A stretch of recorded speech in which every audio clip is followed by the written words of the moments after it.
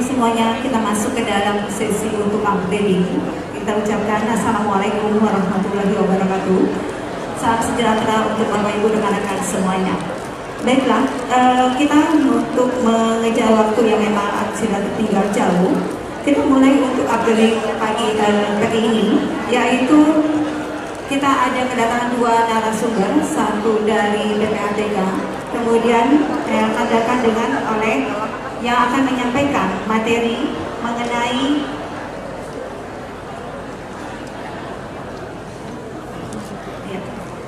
dari PPATK akan menyampaikan masalah mengenai urgensi keterbukaan penerima manfaat atau beneficial owner pada korporasi yang akan dipertamadu ini untuk kita berikan, panitia memberikan waktu kepada kita adalah 45 menit.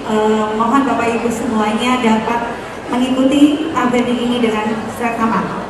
Oke, untuk waktu yang memang sangat singkat ini, masing-masing akan kita berikan waktu 10 menit, ya Pak.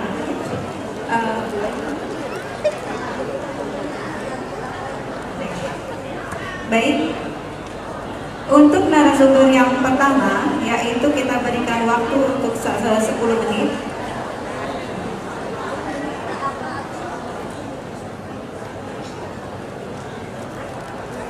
Yaitu saya perkenalkan sebelum kita masuk ke materi, yaitu satu Bapak Azamud Fadlinur.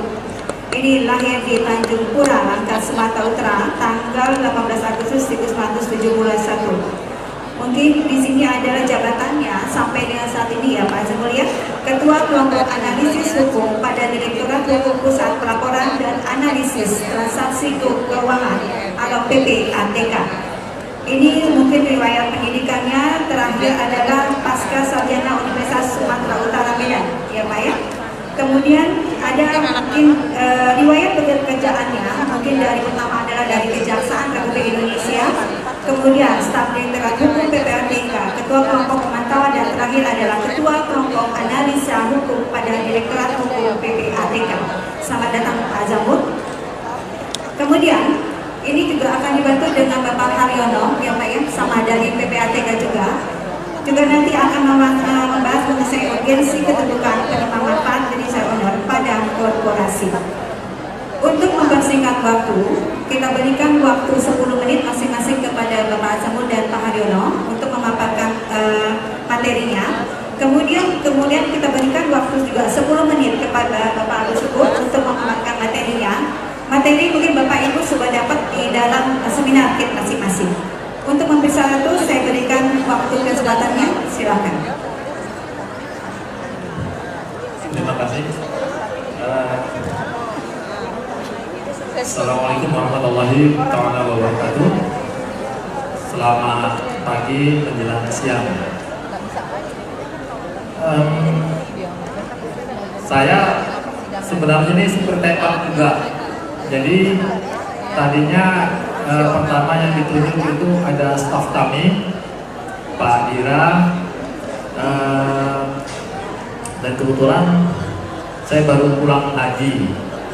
Jadi tiba-tiba Pak Dira ada tugas malah jadi diminta saya untuk menyampaikan.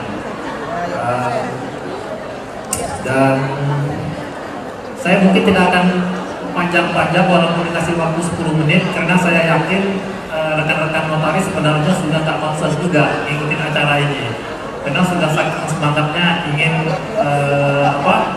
pelaksanaan pemilihan ketua gitu ya. Jadi mirip kayak kemarin itu ada pemilihan masa pemilihan presiden, uang gonjang ganjing, nggak jauh beda lah gitu di notariat ini. Jadi saya tidak akan lama. Kalau materi bisa dibaca dan saya yakin sudah pada baca semua perpresnya gitu ya, Perpres 13 tahun 2018. Saya mungkin penekanannya pada kata-kata di awalnya, urgensi keterbukaan beneficial owner pada korporasi. Kenapa sih ini urgent? Kenapa ini urgent?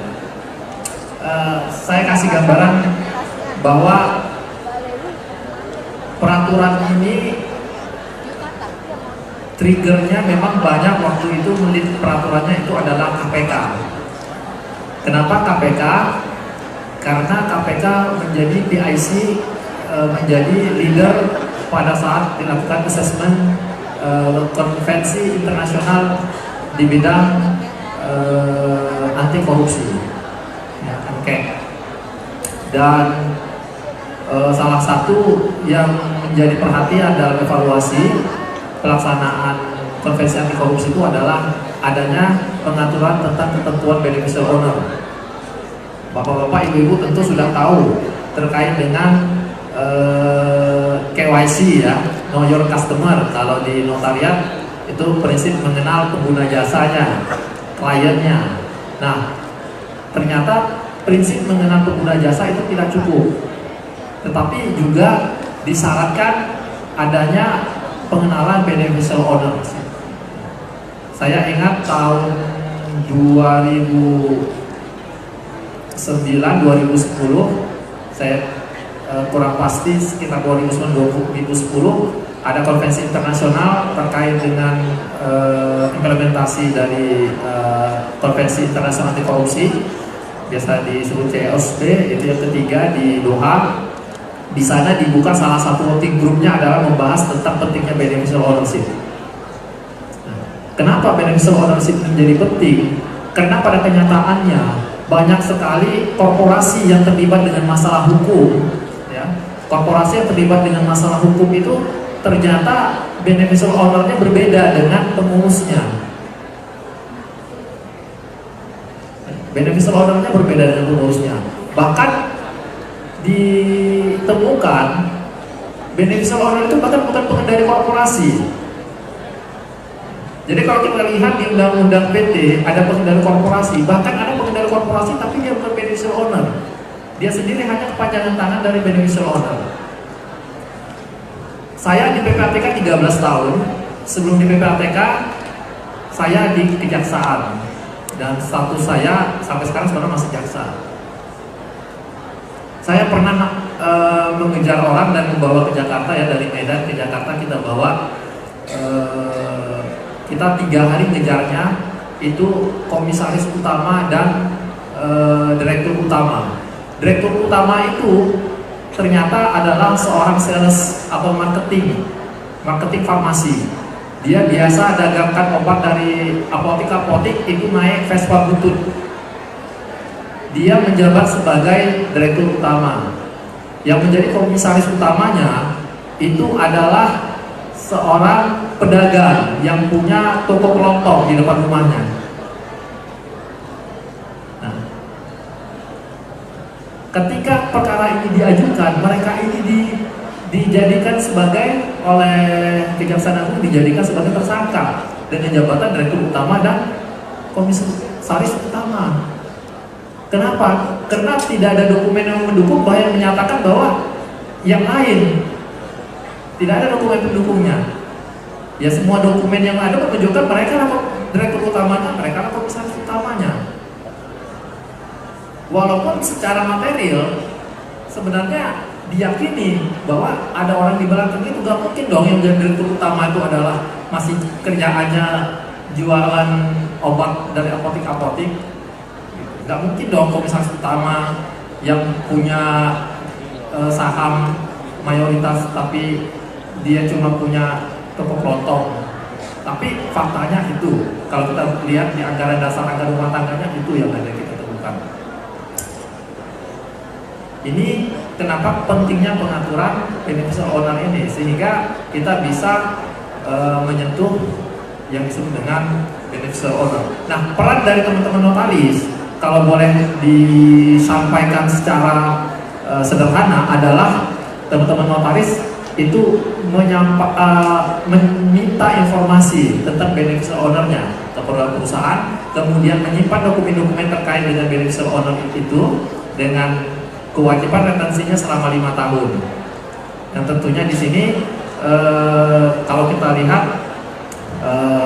bahwa kewajiban laporannya sendiri sebenarnya ada pada korporasinya, bukan pada notaris. Tapi teman-teman notaris harus siap-siap. Kalau misalnya pihak berwenang atau penegak hukum minta informasi terkait dengan beneficial owner, teman-teman harus punya datanya, karena itu kewajiban yang harus dilaksanakan.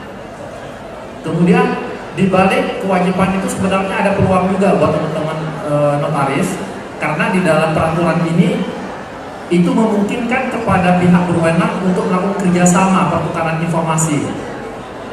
Kerjasama itu pertukaran bisa dilakukan dengan notaris. Nah, jadi mungkin salah satu jualannya nanti kata notaris juga adalah bagaimana merealisasikan ini, bagaimana format pertukaran informasi antara notaris dengan Kemenkumham itu bisa dibangun. Apakah nanti dimulai dengan MOU, kemudian ada nanti kerjasamanya, misalnya itu silahkan. Sehingga itu bisa membantu juga nanti teman-teman notaris dalam mencari informasi terkait dengan beneficial owner terhadap kliennya atau calon kliennya. Saya pikir ini perlu dibangun.